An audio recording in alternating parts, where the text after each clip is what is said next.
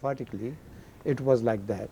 And then again, I went in for something which is something between, mime and tableau.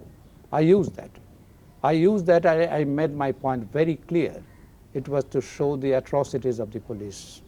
And in a way, this was also to escape the acts of the censor board. Otherwise, censor board would have objected to something.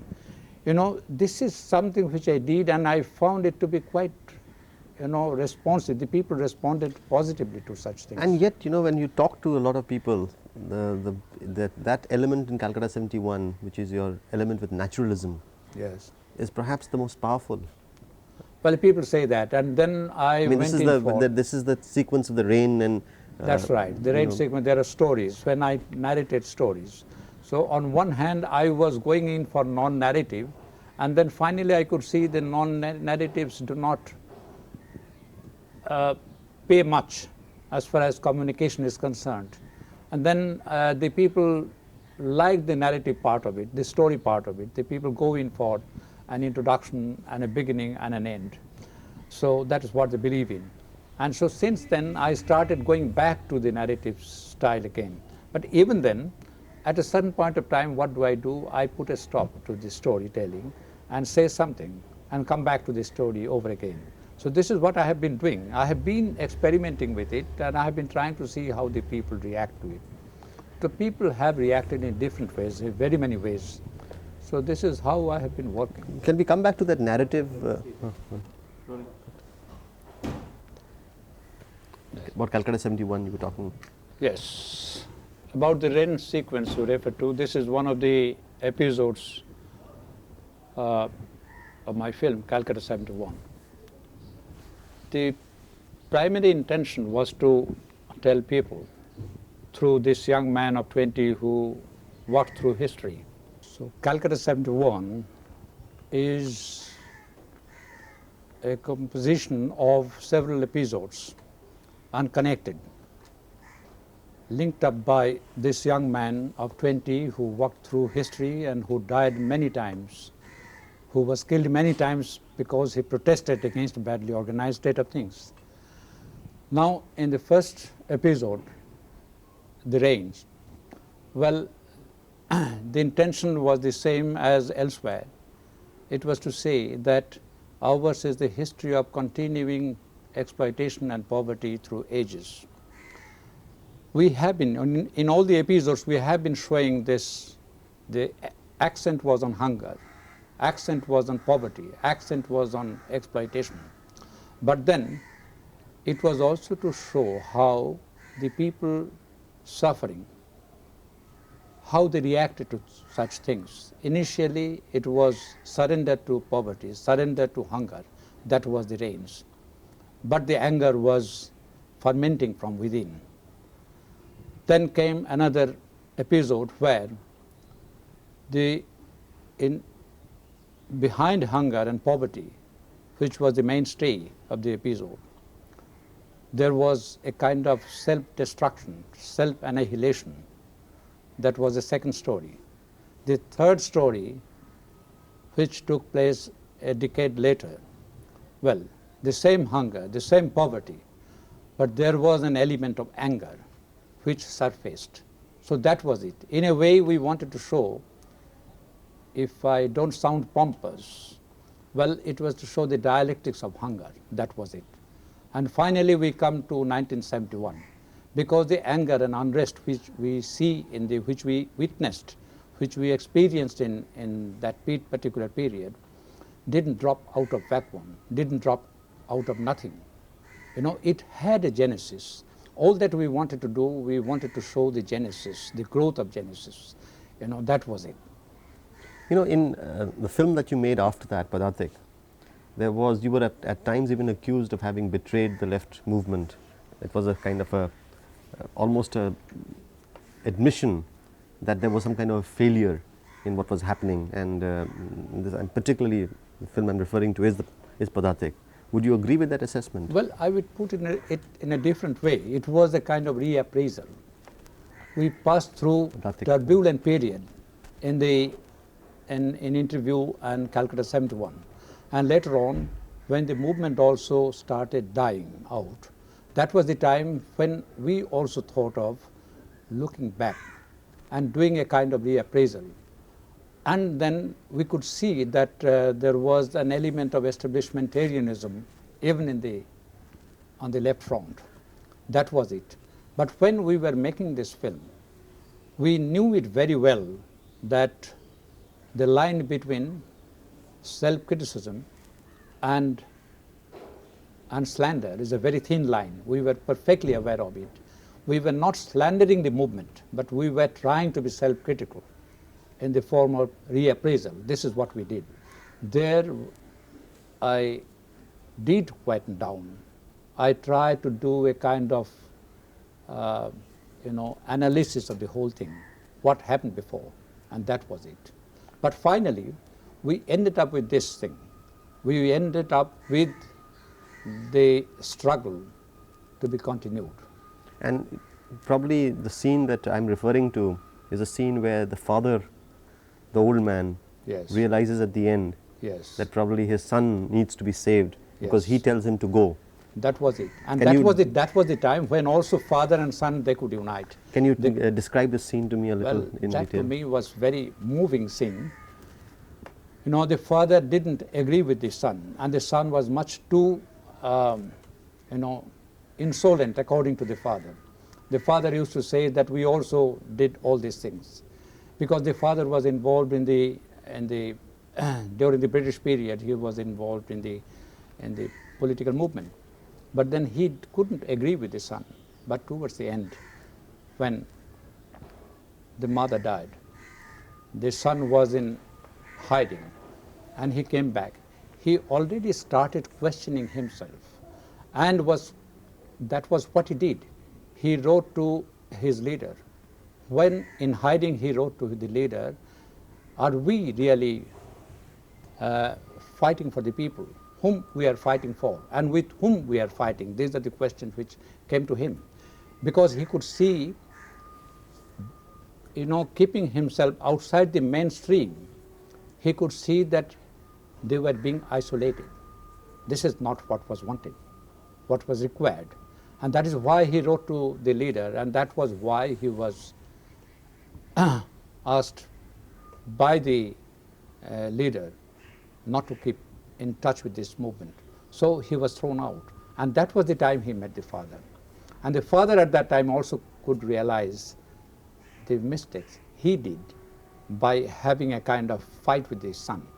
So at the end, when the father said, keep it up, I didn't tell your mother about the fact that I didn't sign.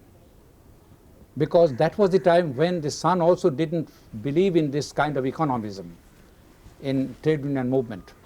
But the son could also realize that there is also an element of revolutionary fervor in trade union movement. And when the father told the son that I didn't tell your mother that I didn't sign, so which means I will be thrown out of my job. But then asked the son, be brave, which means that the father and son could unite at a certain point of time, and they could see that the struggle will continue. That is what it is. But even then, it was very important to be self-critical. That was the beginning of self-criticism in my later phase of filmmaking. Let's go back a little to Bhuvan Shom, because it was a film that was made much before your overtly political films. And yet there are sequences of political demonstrations that you used in a film, which really then takes away from Calcutta and into Gujarat. Yeah. What was the reason for that? I mean, why did you choose to do it? Well, I had been, this story fascinated me, and I was interested in making a sort of a comedy depicting the ruthless and the ridiculous business of bureaucracy. That is what we did. But it was far away from Calcutta, where we could escape the turbulence of the time.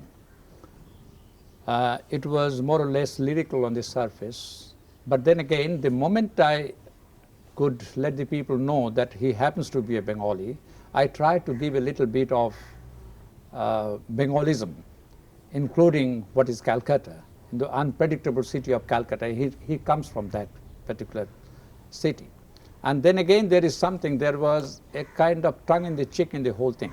If you meet a Bengali, after 5 minutes of talking, the Bengali will inevitably drop names, as if he happens to be the extension of that culture, you know, that great heritage. So that is exactly what I did. I started from Vivekananda and then came to Rabindranath Tagore, Sonar Bangla, and this and that, and finally to Satyajit Ray.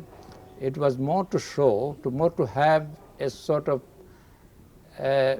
pulling, I mean, sort of what I would say, teasing having them. a dig at Bengalism rather than showing my respect to these great people. They're all great people, by all means. But even otherwise, what did I do? I tried to have a bit of, you know, a dig at Bengalism. This is what I did. That was all. But when you look back at that film today, it's so different from most of your other films. Yes. And yet it's one of your most successful films at that phase, that period of time. It is perhaps your most successful film. Can you remember any scene or any particular incident in that film that you would think in many ways symbolizes for you what you tried to achieve with that film? Well, I can't tell you very specifically about a very particular sequence which fascinates me in very many ways, but I think that the entire film, particularly the relationship between the man and the girl, that is what impressed me very much. I remember towards the end of the shooting, the girl asked me, and she was very young, Suhasini. She was very young at that time, and I didn't want to tell her because I didn't want to offend her. I thought I would offend her. But towards the end, she was much too mature, as I could see, much more than what I could think of her. She asked me what precisely is the relation between the man and the little girl. I said, well, the film is coming to an end. Do you need to know about it? And she said, it is not just the father-daughter relationship, there is something more about it. You know, and I was very happy to see that she could realize it, and she asked me this question just after that particular sequence, when Bhuvan Som was aiming at the birds, and this girl crawled up the sand dune and put her hand gently on the shoulder of Bhuvan Som, and Bhuvan Som just looked a little at her, that's all. And I told Utpal right at that moment, like Tanner in Bernard Shaw's Man and Superman, you immediately realize that life force, I am lost. Very inside of you is shaken at that time. And she asked me, after the shot was taken, she asked me this question. So this kind of very intricate relationship between a young girl, a very little girl, and this man almost in his 60s, this relationship impressed me very much. And that perhaps came out very well. And some of my European friends told me, and well, none of the Indians told me so. They said they found this film to be the most amorous of all my films. Let's come to now to, you know, you're talking about your self-criticism phase that started with Padatik. And, you know, there's another phase that began with a film like Ek Din Pratidin, Yes. where you were almost scathing on the middle class values, almost scathing on the middle class morality. I mean, it's almost as if you were passing a value judgment. You're very, very harsh on them. Can you talk a little on? Talking about that particular phase, which is very important for me, and which is the logical extension of my previous phases. You know, had I not gone through these phases, I couldn't have come to this. This has also a very important socio-political implication, because that was the time when they left power in West Bengal. The left front came to power. And that was the time when I could see that there was much less of self-criticism and more of self-complacency. So that was the time when I thought, now is the time for me to go within myself, to do a little bit of self-searching. This, to my mind, was very important. It was almost like pulling myself by the hair and making myself face the mirror and put my accusing finger at myself. This is not masochism. This is not, self-pity. This is to know yourself better, to make yourself into a better person. That was it. So that was what I did. So many people, many of my militant friends feel that, well, I have gone away from the political scene. I have receded from the political scene. Maybe I have gone in the background. But from behind the scene, I was trying to point my accusing finger at myself. Instead of finding my enemy outside, I was trying to find the enemy within me, because that would possibly help in building yourself much better, and perhaps that would help yourself to be equipped to be able to fight the bigger struggle. That was very important for me. And this kind of, I wanted to inculcate in myself and in my spectator is a kind of sense of guilt.